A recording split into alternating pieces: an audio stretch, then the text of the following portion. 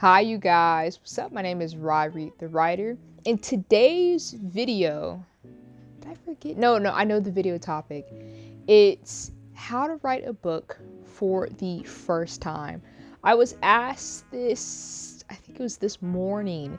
And normally if I get asked questions, I kind of just DM the person back and I'll go, yeah, I'll get to you when I'm not as busy. But since it's late o'clock, I just got home from work honestly, like 5 minutes ago. I said to myself while I was driving home, Rye, read. That's how you guys talk to me. Rye, read. You need to do this video. I know you're tired. Hey, I know you're tired. This is my stomach talking now. I know you're tired. I know you're hungry. I know you want to go to Rubio's and get a shrimp burrito. I know you want some jalapenos. You want some spice in your life. You're starving. You're hungry. But before you go get food, you're going to get a glass of water like I did right now. And you're going to make this video topic for a special someone out there. I'm pretty sure other people want to know about this topic as well. And you're going to do that before you eat. And you're going to be okay with that. That's how I was talking to myself when I was driving. But yeah, I'm going to do this video topic for you guys, so don't go anywhere. I hate water. I hate it. It's absolutely disgusting. It's the nastiest thing ever created. I hate water. But I'm here for you. Drink some water. Drop that intro. Woo!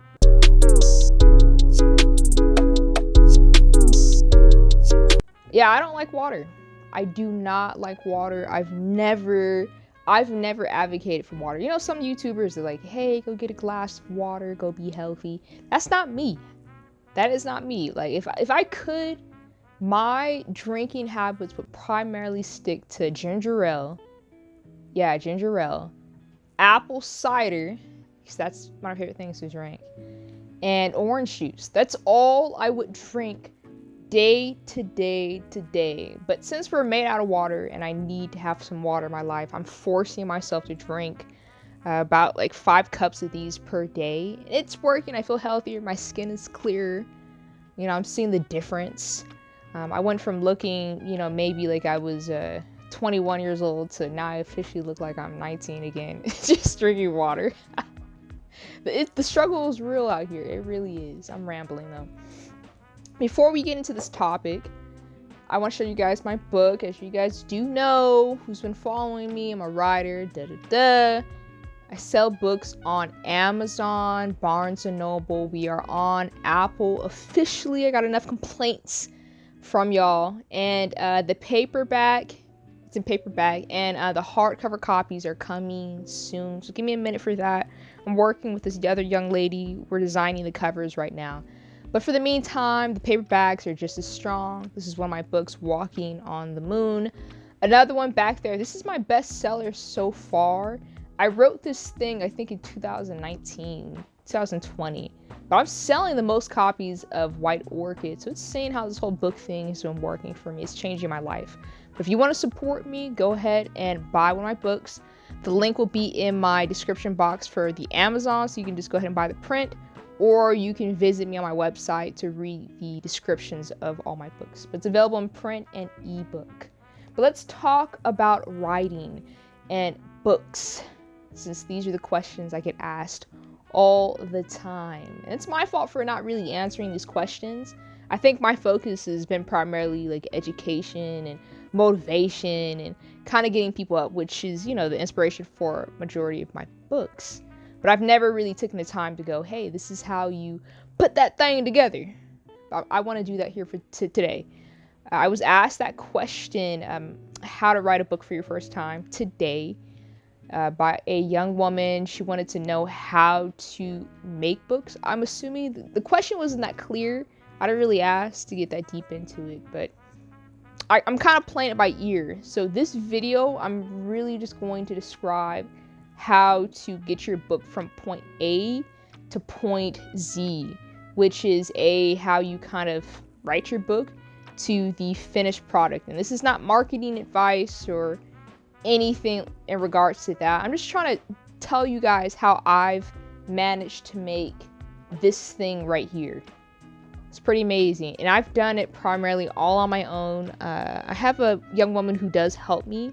I do have an editor, and I do have a little small pack army of beta readers who do read my work before I actually do the publishing thing. And I submit my book to Amazon, Barnes & Noble.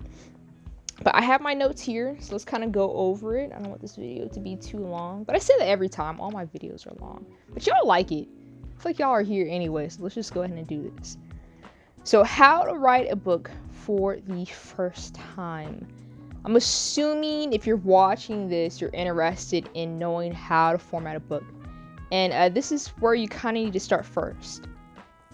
Do not worry about the market. I know a lot of booktubers will tell you, hey, make sure your book fits the market. Make sure your book can sell. Make sure your book will be picked up. You know, all that, you know, this and that. But at the end of the day, I believe that if you are called to write something, your book is it's perfect for the market. Don't worry about something fitting the market, because at the end of the day, you know, you're bringing yourself to the market. If you can really catch my drift on that. Like when J.K. Rowling was writing Harry Potter, there were no wizarding books. Nobody was writing about wizards. It's popular now. Now every character in the whole world has magical powers and they went to like a wizarding school. But back in the day, ain't nobody doing that. Ain't nobody was writing about some doggone wizards on some brooms. That wasn't even a thing back. I think she wrote the book during the 90s. Nobody was doing that. It's the same thing for what's a big book? The Hunger Games. We weren't doing dystopia when she dropped. There may have been a few hidden low-key in the market, but it wasn't a thing. Same thing for Twilight. Vampires had always been a thing, but no one had written a sparkly vampire who, were a girl who's, very bland, and she gets the two hottest guys in the world. One is a vampire, one's a werewolf. We weren't doing that.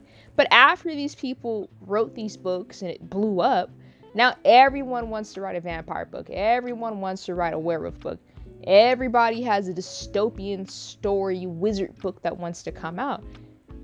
I want you to really keep this in mind. Do not follow trends. Be the trend. Don't look for... It's like a musician. You're not going to be out here writing music to look for a sound. Be the sound. Create the wave. It might flop, but it also might blow up. You never know with these things. It's always going to be a gamble, but I would rather gamble and bet on myself in the long run. Like when I was writing poetry books were kind of picking up. It was about 2017 when I started writing poetry books, but it wasn't as big as it is now. And granted, there were a few poets who were kind of doing it, but it still wasn't an ideal place for a writer to go, yeah, I'm going to write a poetry book. So when I started writing poetry, it really was. I was betting on myself. I had no idea how this thing was going to do. I didn't know it was going to sell, and it didn't sell. It took me years to develop my books and to build the brand for them, but still, I was betting on myself. Don't worry about that. Write the book. Sit down. Stop telling everyone what you're going to write or what you're going to do or what you want to do. Pick a few hours out of each day, come home and write. That's the first step to writing a book. Write the darn thing. Take as long as you need. There's really no time set where you need to have this thing finished. You can do that to yourself. I recommend it, but at the same time, if this is your first time writing, you have no idea how this is going to turn out or what this is going to look like. The best thing for you to do is to be in a very positive headspace and to do your best and just to try, right? So if you're going to write a poetry book, come home, schedule out 1 to 2 hours per day. Make a commitment that I'm going to write 10 poems or 10 quotes per day. If you're going to do a fiction book, Say, I'm going to write this many words, like 500 words per day. Write the story, write the draft, and get that done. I really just have to say that for a lot of you out there. Just write, get that out of there. And also, don't worry about being a good writer. I know this for a fact. When you're writing a book for the first time, you kind of get in your head. You start to compare yourself to other writers. For me, I was comparing myself to Stephen King. You know, I don't really like horror stories. It's not my thing. I kind of freak out with like the scary clowns and The Shining and what is it, Cujo. I'm not a horror kind of person, but I admire his writing style. And when I started writing, I would go back. You should never do this. I would read other authors' books, then I would go back and try to write my own stories. And what that would do is I would unintentionally start copying that writer's writing style without allowing myself the grace to come up with my own writing style and be comfortable enough to trust myself in this process. So I was copying people from day one. One of my stories, Beasts of the Lands, I did that with, it's kind of a mixture. I kind of copied Sarah J. Maas, which I really liked her books. She was kind of blowing up at that time. And this Khalid, you know, Thousand Splendid Suns, I kind of really liked his writing style. Then I was copying Tolkien a lot, just because I liked his style as well. But I failed to find myself within mimicking others. Trust yourself. If you want to do this thing, read a little bit, study other authors and writers, but at the end of the day, trust yourself. Believe in who you are. And the cool thing about writing is the more you write, the more you become comfortable with your writing style. The more you'll find out what you like to write, how you like to write, the kind of voices you have in your head that you want to put down. I found out through this process of just me just writing every day is that I'm very sarcastic. I'm a sarcastic person anyways. That kind of just makes sense. I'm very witty, and it comes out in my characters. All my characters, every character I've ever written, all of them kind of have like a like a deep, dark, twisted kind of like personality spin to them. They're all funny. They're all kind of dark, and they're very straight to the point. Granted, you know, you switch up the characters and each character kind of has their own twists and own quirks. But at the root of all my stories, everything's going to make you laugh. But I'm going to hurt you to your core because I want to make you cry. And I try to do little things like that in my writing. But I had to find my own writing style. So just remember that when you're writing. Don't worry about being a good writer. Anything you write can blow up in the market, so don't worry about that. And just write. Don't focus on anyone else. Don't focus on your mom, your dad, appeasing the people around you. If you don't want to tell anyone you're writing, that's even better too, because it's just going to surprise them when you put this thing out there. But just really focus on yourself. Come home. Find a good space, quiet space to write. I write with background music, or I'll watch Seinfeld just in the background, or I'll put on particular like YouTube videos, and I'll just kind of get to my own. Or I'll just come to my room and I'll just vibe out. So just find a space, write, focus on that, and that's it. Don't worry about everything else. Everything else is just background noise. This is your first time writing. There's no expectations here. We're winging this. You're betting on yourself right now. This should just be a you moment, and that's really it. The next phase after you've written this book, and this is not where you go, I've written 13 chapters in my book and it's not finished. No. I want you to write this thing front, middle, back, get through it, have a product that you're comfortable with, that you feel like you can put out. Get to that point, then get to the next step. Don't Don't be coming out here trying to, especially me. Don't be emailing me any like any like half chapters and whatnot. No, finish this thing, get it completely done, then get to the next phase. The next phase of writing your book is to edit your book. I cannot stress this enough, and don't make this mistake that I did. When I wrote my first book, which is Beasts of the Lands, I wrote this thing. It looked like junk, because it was junk. It was my first time writing. I didn't know what I was doing. Ain't nobody else around me knew what I was doing either. I grew up in the valley. Ain't nobody out here in the valley be writing books. Nobody else was trying to put these things out. I was by myself in this process. I had no clue what I was doing. And because of that, I pushed out a book that needed more editing. So here's the next step that you need to worry about. Hire an editor.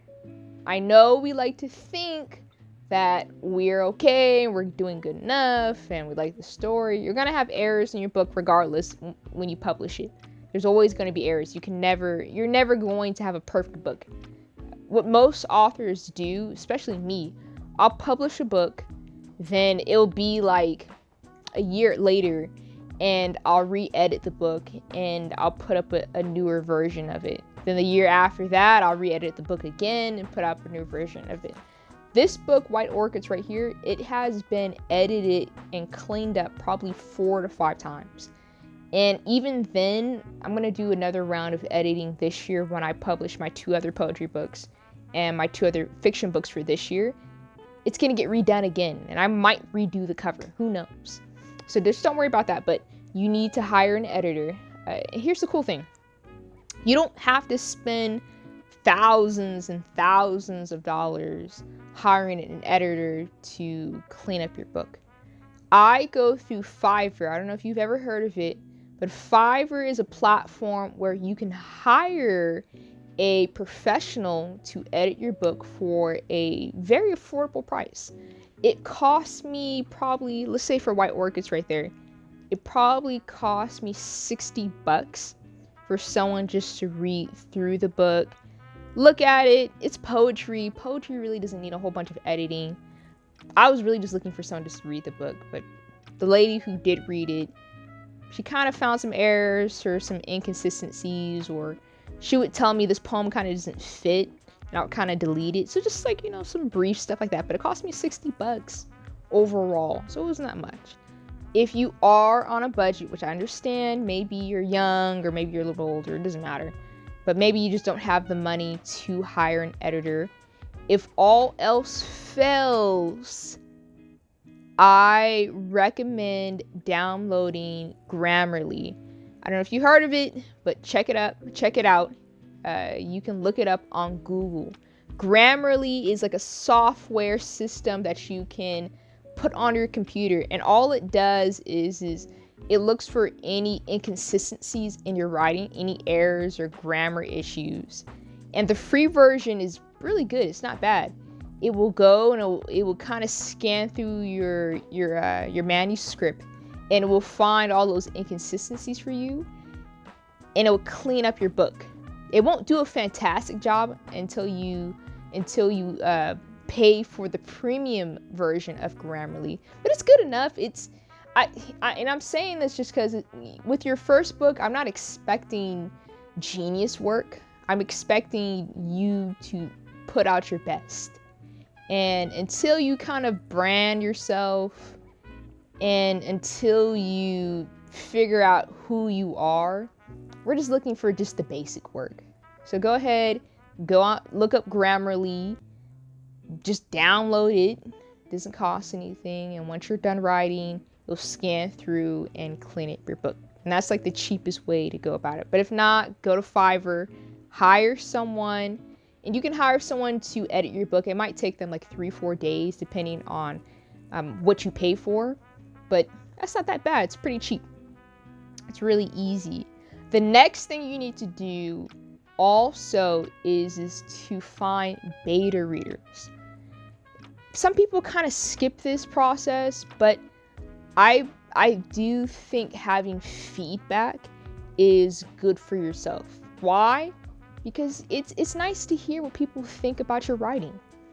It's good to get a second look at something you've been writing. A lot of times with writers, when we're writing something, we'll think that this sentence is the greatest sentence on the planet. But the truth is, it's crap. Right? We're so in love with, the verbiage in the sentence or how impactful we think it is. But to someone else, they might be going, okay, this sentence right here threw me off. Or this poem I kind of just don't like.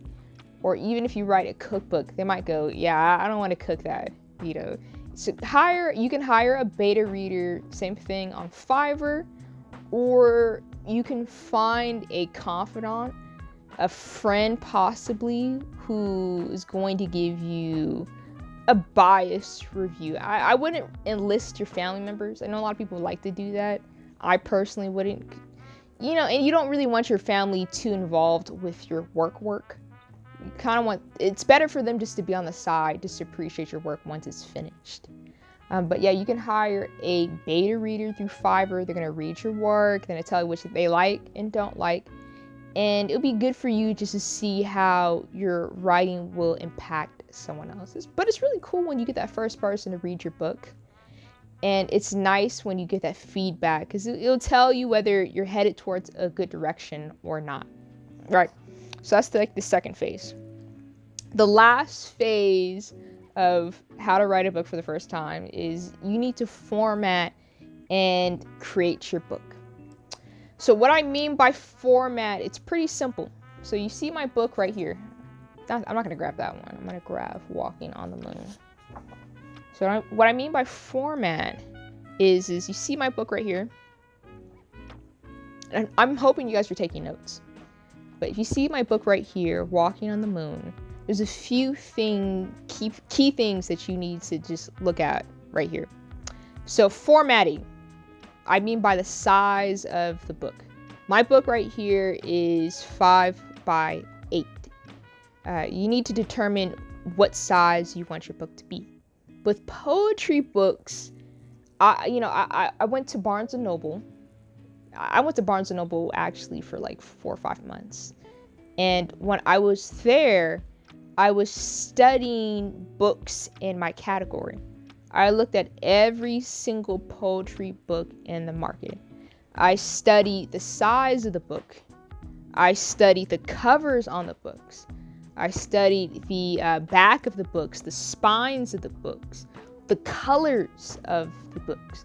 I'm stressing this because when you're putting your book into the market for the first time, I would almost say it's better to be safe than sorry, but you can also do something that's different, but it's dependent on you. But the cool thing is when you do go to Barnes & Noble, you should, or you go to the library, you'll notice a kind of similar theme with whatever book category that you're interested in. So for me, for poetry books, I noticed that a lot of the poetry books had a one color background.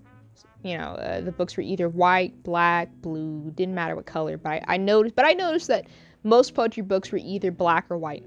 And this is just if you're ever deciding on writing a poetry book. A lot of the poetry books are black and white. I noticed that the printing on the book was very unique and it was bold. And I noticed that the covers were very simple. Then compared to like fiction books. You guys ever seen a fiction book?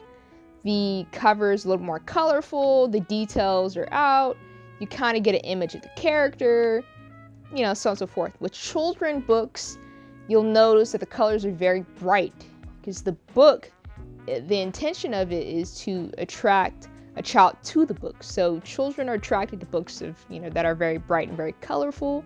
The imagery is very kind of wonky with children's books, and the characters are almost very kind of blocky or very animalistic.